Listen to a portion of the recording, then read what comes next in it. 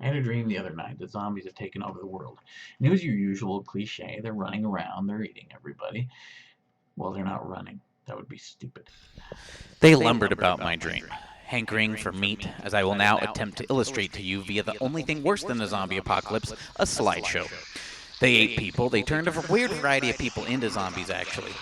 They got Justin Bieber, Noam Chomsky. They got Morrissey. Let's see, there was President Obama and Orville Redenbacher, which was weird because Orville Redenbacher was already dead, so I don't know where they were going with that. They got Sarah Vowell, Jennifer Aniston, Salman Rushdie, Carmen Electra. They took her arms off.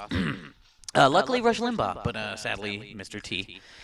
The famous and not famous alike were all meeting their untimely demises. Even Sylvester Stallone, he did the best zombie moan ever. It was like, I can't do it. You had to be there in my dream. But then Jerry Seinfeld, he noticed that they weren't eating comedians. He was all, why aren't they eating us? In an experiment, scientists had force-fed a zombie, you see, some comedian meat. And it turned out that excessive sarcasm and late-night stops at Waffle Houses made us taste terrible, like black licorice in a sad girl's dorm.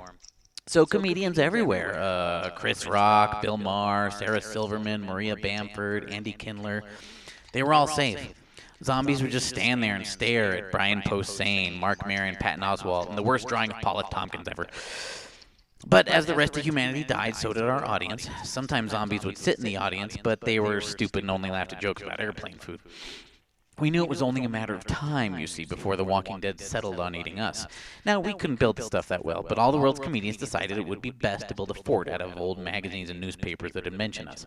To be honest, it was exhausting for me to just watch Tim Allen do all that work. To help, Patton Oswalt and Chris Hardwick donated comic book boxes, but without the comics inside, the wall wasn't very wasn't a very strong wall.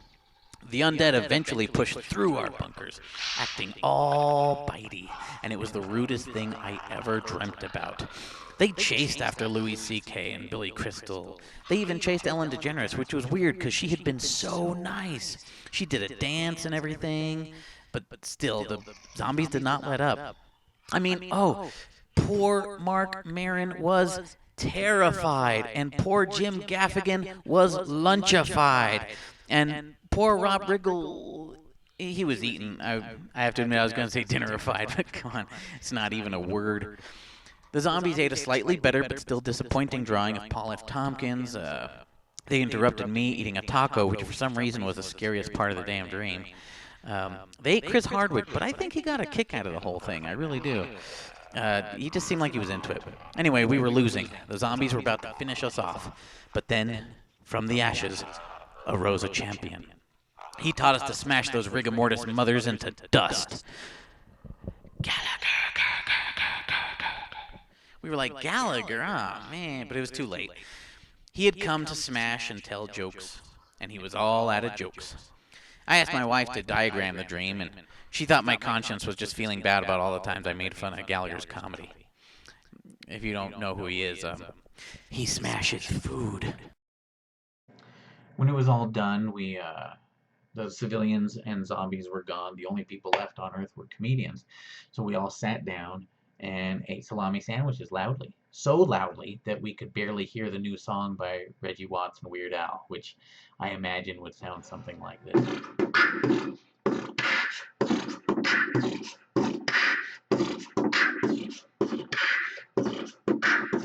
What's in your brain? What's in your brain? Salami, salami, salami, me, ho, ho, ho, ho, ooh, ooh, ooh, ooh, me, no, no, no.